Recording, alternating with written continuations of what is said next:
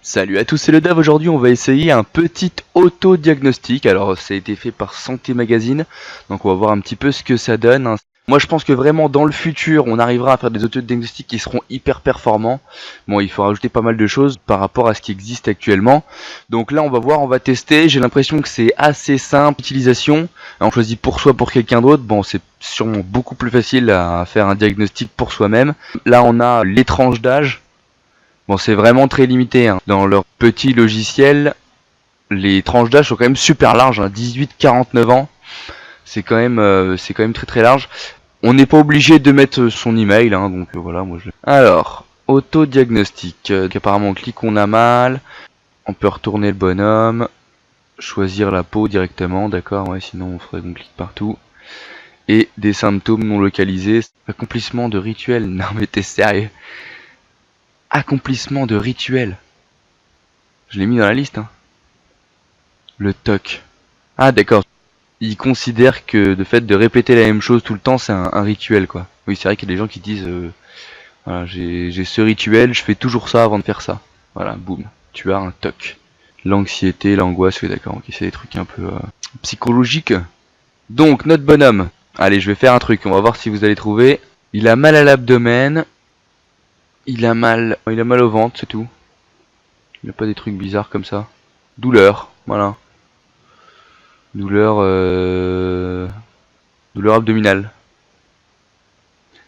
Donc là, il y a des symptômes plus précis. Douleur abdominale, ils nous produisent quand même tout ça. C'est assez balèze.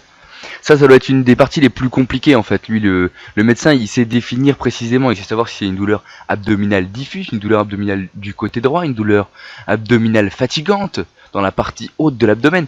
Enfin, c'est le genre de choses où, en tant que patient, t'arrives devant une liste de critères comme ça. Honnêtement, pour trouver la bonne, c'est chaud quand même, hein. Alors, douleur abdominale dans le côté droit du bas-ventre. Validé. Et bim! Il a trouvé. Appendicite. Ouais, voilà, ça marche. Voilà. Je voulais faire l'appendicite, j'ai réussi. Sinon, c'est vrai que le plus compliqué, du coup, ça va être à trouver les symptômes. Et après, l'autre chose, ça va être de faire correspondre un petit peu les différents symptômes. Donc là, on va rajouter de la constipation, brûlure à l'estomac, constipation, difficulté à évacuer les selles, voilà. Donc là, du coup, il nous met toute une liste de symptômes. Donc on n'a pas tout ça, hein. Techniquement, ce qui est bien, c'est que là, le nombre de symptômes associés, il nous met quand même à chaque fois ce qui correspond, quoi. Voilà. Donc là, le plus probable, il le met en haut, c'est l'appendicite et la colite inflammation. Ce qui est dommage, en fait, c'est que là, par exemple, l'appendicite, il nous met pas quel symptôme correspond à l'appendicite. On sait juste là qu'il y en a une bonne partie. Voilà. Là, il y a un quart des symptômes qui correspond. Voilà, c'est bien fait, on peut le dire, je pense, si on veut juste comme ça qu'on se pose la question et qu'on ne peut pas avoir un rendez-vous chez le médecin tout de suite ou qu'on a l'impression que c'est rien, on voudrait pas déranger.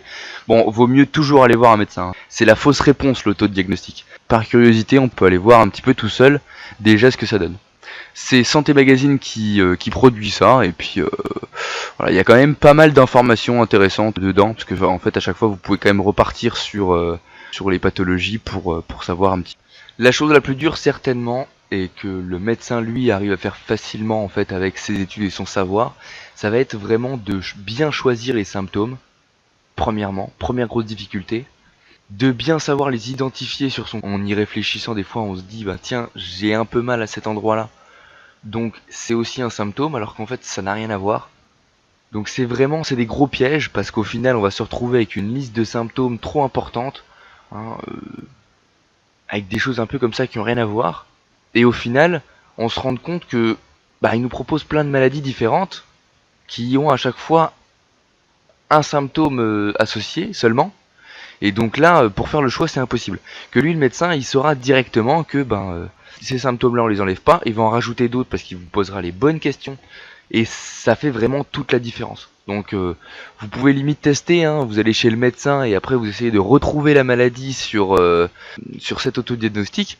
Techniquement, vous pourrez la retrouver, mais vous la retrouverez uniquement après avoir été chez votre médecin parce qu'il vous aura posé les bonnes questions. On va dire que c'est pour le fun, plutôt et essentiellement. Mais bon, si vous n'avez pas un médecin sous la main et que vous voulez absolument avoir un petit avis, ça peut être sympa. Voilà, bah, c'est déjà fini pour cette petite vidéo, j'espère que ça vous a plu. N'hésitez pas à aller découvrir cet audio diagnostic sur santémagazine.fr. Je vous remercie beaucoup de m'avoir suivi. Si vous avez aimé la vidéo, je vous invite à mettre un petit like, hein. Si vous connaissez d'autres sites d'auto diagnostic, n'hésitez pas à les mettre dans les commentaires, comme ça je ferai peut-être une autre vidéo sur un autre type d'auto diagnostic, hein. Là c'est sur le médical complet, mais ça peut être autre chose.